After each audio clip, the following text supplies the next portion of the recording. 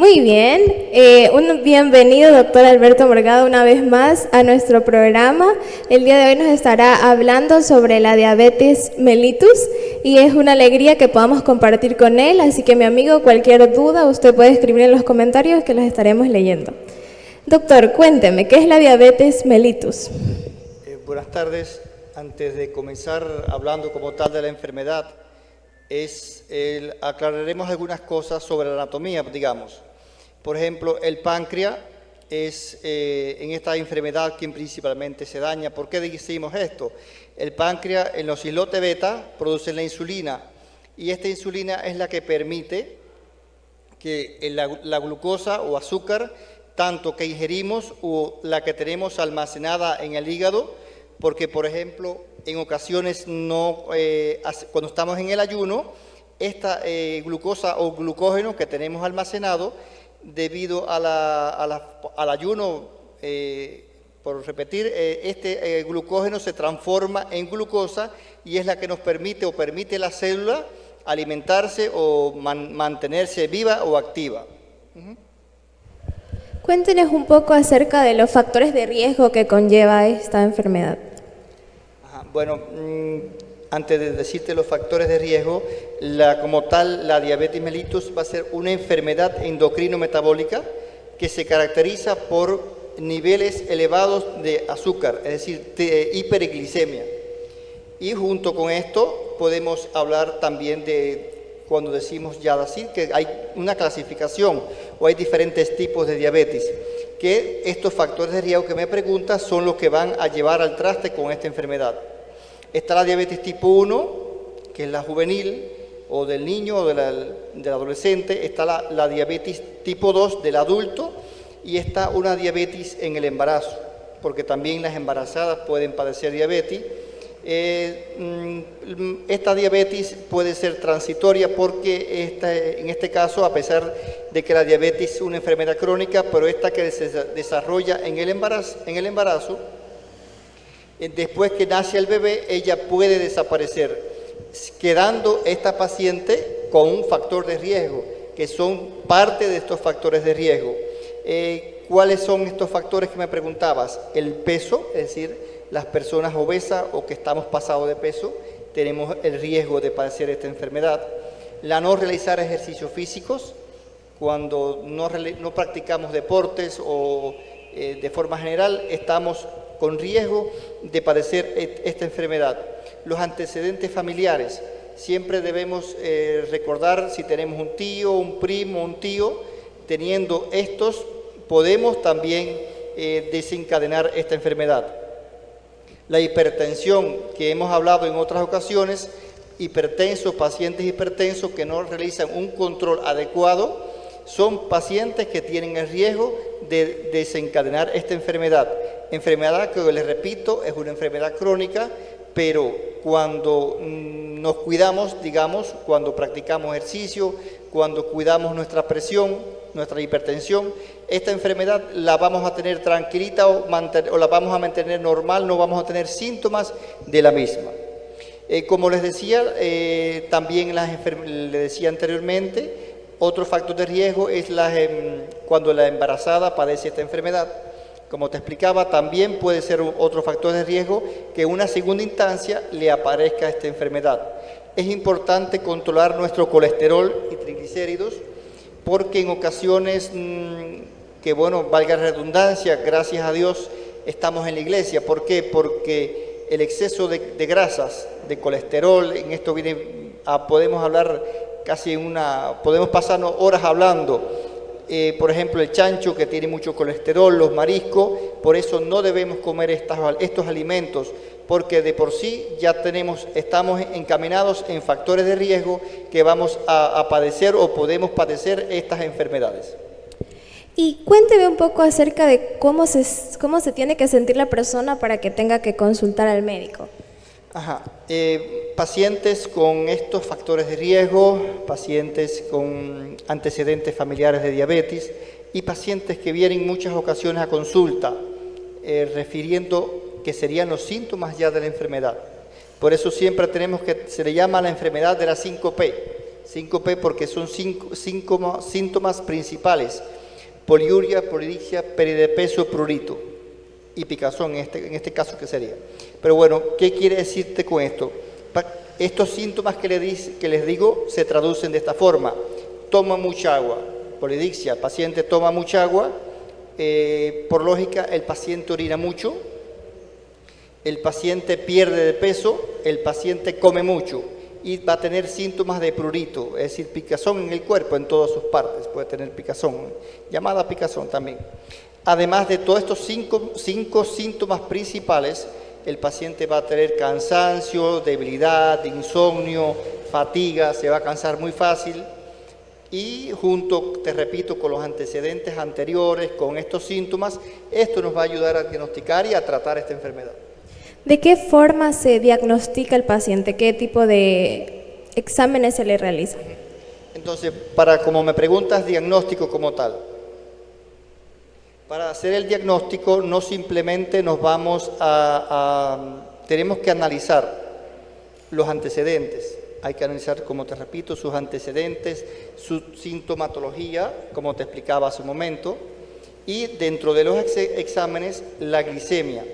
Este es un examen muy importante. Valores de glicemia, ¿cuáles serían los valores normales? De 110, de 100 a 110, es decir, de 60 hasta 110 serían los valores normales. Ya un paciente con valores superiores a 110 no es diabético, pero ya hay que darle cierta atención. Estos son los pacientes que tenemos que atender. Muy bien. Cuéntenos un poco respecto al tratamiento, doctor. ¿Qué se puede hacer para que la persona pueda llevar su vida con esta enfermedad? Antes de hablar de tratamiento, quería explicarte un poquito más del diagnóstico. No solamente, es decir, el examen más sencillo que hacemos es la glicemia, pero hay otros exámenes, son criterios que tenemos que realizar para poder diagnosticar esta enfermedad.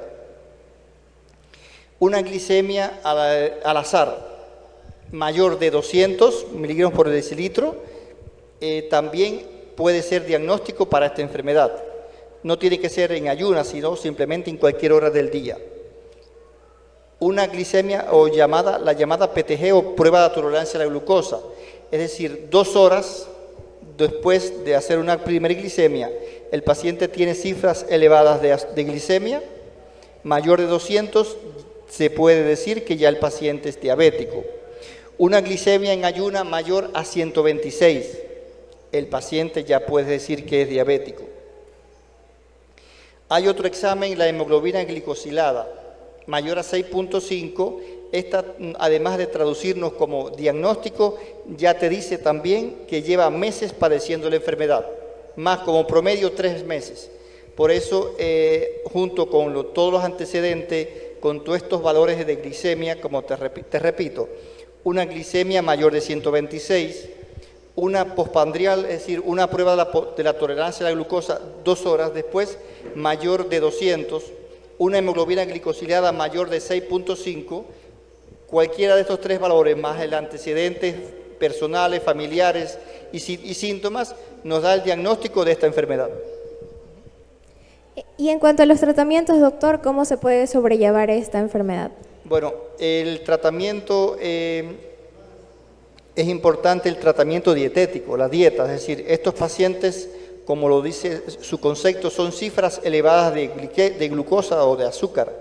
Estos pacientes no deben, en la dieta principalmente, no deben de consumir azúcares en exceso, no deben de consumir grandes cantidades de colesterol, carnes, por ejemplo, principalmente animal con mucho colesterol o mucha grasa. Deben de practicar ejercicio, es otro pilar importante. Serían pilares importantes la dieta, el ejercicio. ¿Por qué? Porque vamos a garantizar o vamos a eliminar esta misma grasa que tenemos en nuestro cuerpo. El cuidado de los pies, porque como la enfermedad en ocasiones puede manifestarse con infecciones y complicaciones, como la pérdida de la sensibilidad principalmente en los pies, tenemos que tener cuidado hasta con el calzado que usamos, porque en ocasiones nos puede dañar los pies y puede infestarse y pueden aparecer las infecciones a ese nivel. Por eso además de estas medidas generales, está el tratamiento medicamentoso. Son hipoglicemiantes orales o la insulina inyectada, que en dependencia del tipo de diabetes, el tipo de estado del paciente, es el tratamiento a seguir ya como tal sería un seguimiento por el médico. Es decir, ya en este caso un paciente diagnosticado debe llegar a un seguimiento como mínimo cada 3 meses para de esta forma controlar su glicemia, porque trae consigo temibles complicaciones. Y cuéntenos un poco acerca de una persona que no toma medidas, ¿cuáles pueden ser las complicaciones que puede llegar a tener? Bueno, dentro de las complicaciones principales es la enfermedad renal o el daño o enfermedad renal crónica. Acá en la península tenemos una clínica o varias clínicas tenemos que trata a estos tipos de pacientes que no se trataron adecuadamente su diabetes o su hipertensión, al final trae consigo una enfermedad renal crónica. Las enfermedades cardiovasculares, también las cardiopatías y otros tipos de enfermedades también pueden aparecer en estos tipos de pacientes. Daños ocular o la retinopatía es otra enfermedad. Por la pérdida brusca de visión, estos pacientes debido a los niveles altos de azúcar van a tener retinopatía, es decir, pérdida de visión, nefropatía, como les decía anteriormente, y trastornos circulatorios. Por estos mismos trastornos circulatorios, como son más propensos, de ahí la importancia cuando hablaba de las medidas generales, el cuidado de los pies, porque los pies son los que más su trastorno circulatorio van a tener, y estos pacientes por lo general cuando van a la consulta que refieren que tienen calambres, molestias, que no se sienten los pies, y ya estos son síntomas, o dolor, también puede dar el dolor. Ya estos serían síntomas de esta enfermedad o de esta complicación a nivel de la circulación. Doctor, una pregunta más. Aquí en los comentarios, Xiomara nos pregunta si las personas que sufren de diabetes pueden donar sangre. Sí, no tiene ningún inconveniente. Es una enfermedad, como les decía al inicio, es una enfermedad del páncreas. Los islotes del páncreas, beta del páncreas, son los que están deficientes, no producen insulina. Por tanto, el tratamiento es, como les decía, tratamiento medicamentoso o con inyección de insulina, para controlar o normalizar los valores de glicemia o de azúcar en sangre. Eso es todo. Y de ahí la importancia de mantener controlado esto para evitarles las complicaciones secundarias. Muchísimas gracias. Bueno, hemos aprendido un poco más sobre la diabetes, nos ha hablado sobre los tratamientos, cómo se puede llevar el diagnóstico y las complicaciones que puede existir. Doctor, ¿le gustaría darle alguna recomendación al público que nos observa para que pueda cuidar su salud con respecto a esta enfermedad? Muy importante para estas enfermedades, si no eres diabético, practica ejercicio, haz dieta para que no llegues a ser diabético, porque recuerda que siempre que tenemos, si tenemos en la familia diabéticos, tenemos un % alto de diabetes. Con esto, esta enfermedad puede pasar latente o puede pasar inadvertida o aparecer como ella siempre aparece en años más tardíos, y nuestra vida va a ser un poco más factible, por supuesto. Muchísimas gracias, doctor. Bueno, queridos amigos, hemos aprendido un poco más al respecto para que quede de recomendación que cuidemos nuestra salud si no padecemos de esta enfermedad. Junto al doctor vamos a dar paso al siguiente segmento, el cual tenemos la compañía de nuestra amiga Jessica Cuello enseñándonos a hacer el helado vegano.